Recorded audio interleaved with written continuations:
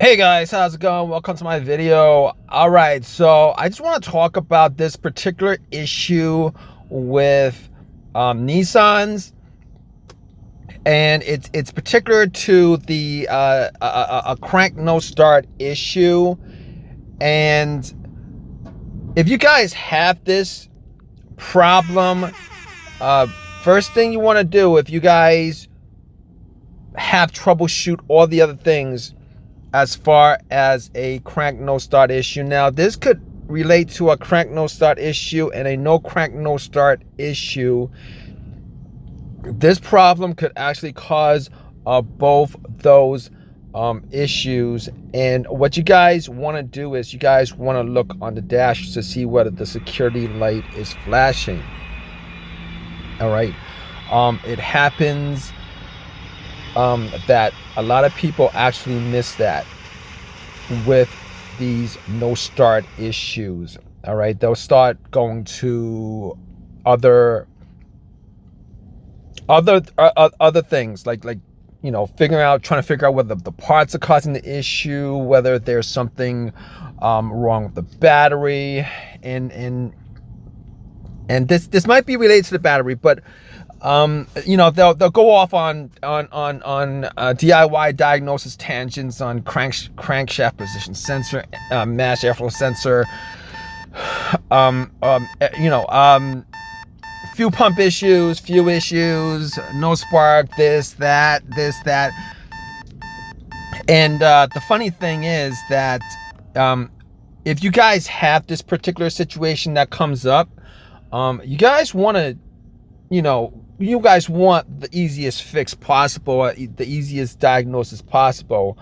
With this particular scenario, if you guys have this flashing security light, and that security light is the icon of a car with a key in the middle, normally it'll be flashing, and this is a very common thing with Nissan vehicles. It's very common. All right, and if you guys have that situation where you guys have a crank no start or no crank no start, and you guys have that security light flashing on your dash, then I'm going to show you guys what to do as far as fixing the issue and how you can go about disregarding all the other diagnosis of what could be causing the issue. So basically, okay, one of the main culprits of this issue are dirty battery terminals. All right, if the vehicle's computer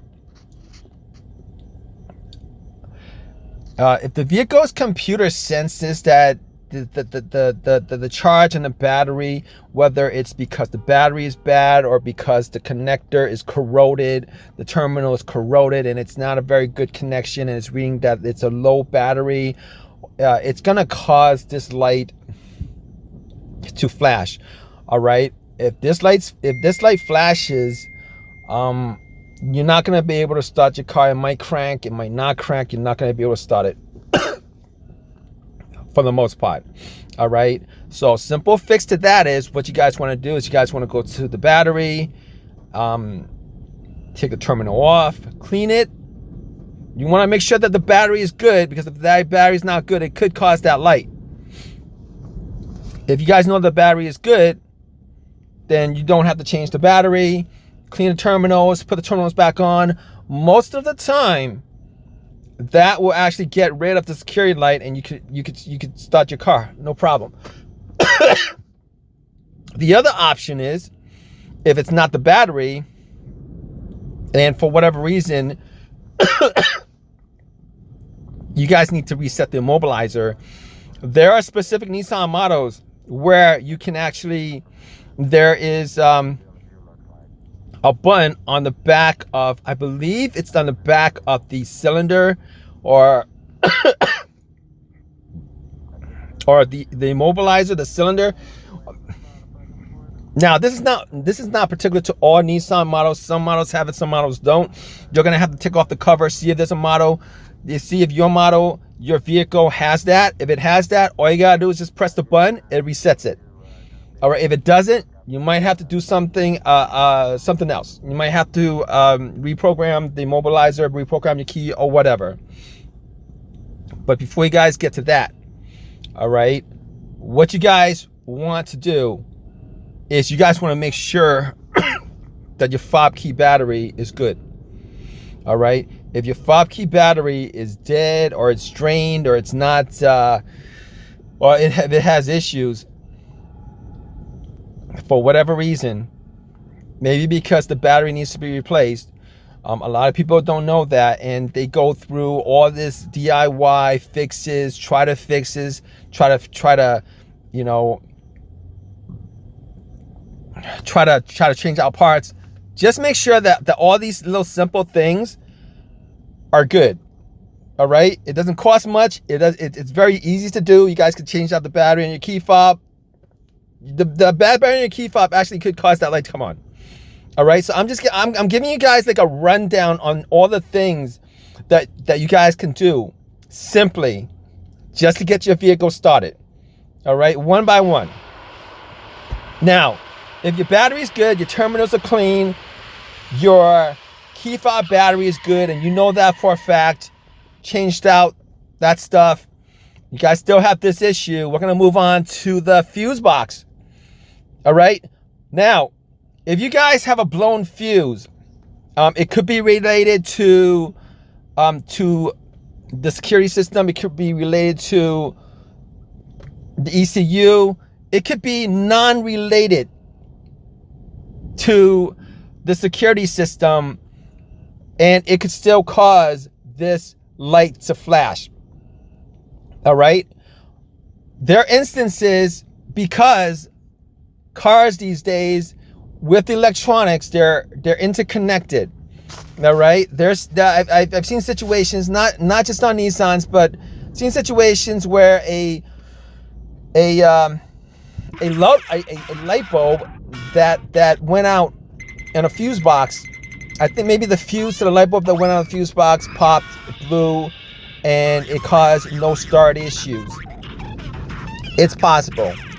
So what you guys want to do in this case is make sure, either with a fuse tester or with a fuse tester, make sure that all your fuses are good, because any blown fuse could actually cause this security light to flash. All right, guys, so as far as the fuses are concerned, there's 3 fuses that you guys should look for specifically. But in cases like this, you guys would definitely just want to make sure that all your fuses are good and not blown. Like I said, they're all connected. But there is an Immobilizer fuse in the fuse box. There is a TCM fuse in the fuse box. And I believe there's another fuse that's connected to the ECU in the fuse box that you guys specifically want to make sure that is not blown. Because if any of those fuses are blown, there is a definite good chance that not only are you going to have the issue with not being able to start your car and the security key flashing, you might have some other issues with your vehicle, because those fuses are integral to not only starting your car, but also the communication between your car's computer and mechanically whichever parts that those fuses are connected to also. All right, guys, so I just pretty much gave you a rundown of what you guys could look for with this situation. Sometimes if you guys have this situation, you might get a check engine light, and you guys have an OBD2 scanner. You guys could plug it in, and you guys could read read out what the codes are. And sometimes, a lot of times, if you have this issue, you might get a code for the Immobilizer. But before you guys do any of that stuff, as far as going deeper into replacing parts, testing out parts and stuff like that, just do those simple things. They're not very difficult to do. In many cases, you probably be able to get your car started and resolve your situation without actually having to make it a bigger issue with taking it to a shop or a dealership and spending money on all that stuff with and a lot of times these shops and dealerships, they have issues figuring this stuff out too, but that's the guideline for this particular issue. If you guys have any questions, definitely leave a question in the comment section. You guys have any comment or any kind of your own personal experiences with this, definitely leave a comment in the comment section. Please subscribe, please give me a thumbs up, all that good stuff. All right guys, take care.